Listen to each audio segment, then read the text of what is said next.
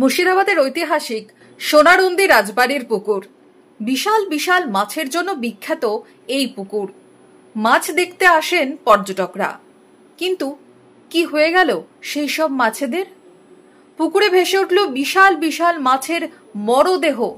ভেসে ওঠে 20 থেকে 30 কেজি ওজনের রুই কাতলার দেহ। মঙ্গলবার বিকেল থেকে মাছ ভেসে উঠতে শুরু করে পুকুরে। বুধবার সকালে আরো মাছের দেহ ভেসে ওঠে।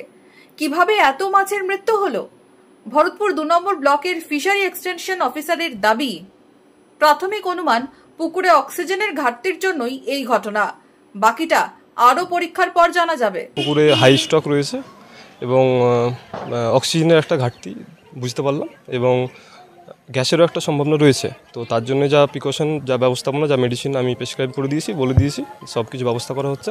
এবং আমি কিছু স্যাম্পল নিয়ে যাচ্ছি, সেগুলো কালেক্ট করে আমি ফার্দার ইনফরমেশন যা থাকবে আমি যোগাযোগ করে নেব। ঐতিহাসিক এই পুকুরে মাছ দেখতে এসে হতাশ পর্যটকরাও। আসলে অনেকটা সকালে বেরিয়েছিলাম 4 বন্ধু মিলে সোনারুন্দি মাছ দেখার জন্য, কিন্তু এসে যা মর্মাহত হলাম।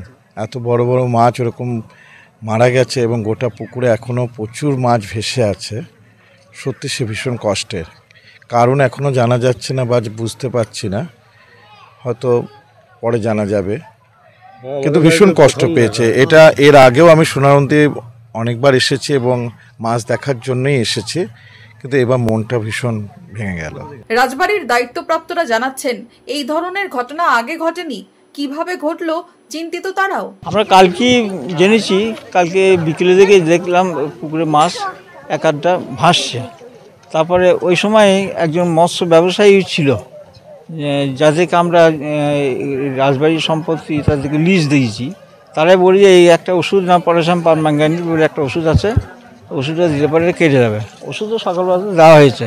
তার আগেই তাদের অ্যাকশন অনুযায়ী কাজ করেছে, যে জলের দূষিত জলই হোক বা কোনো কারণে একটা নিশ্চয় আছে, কোন কারণে সেটা তো অজ্ঞাত, যার ফলে বলতে পারছেন যে এই কারণের জন্যই হলো।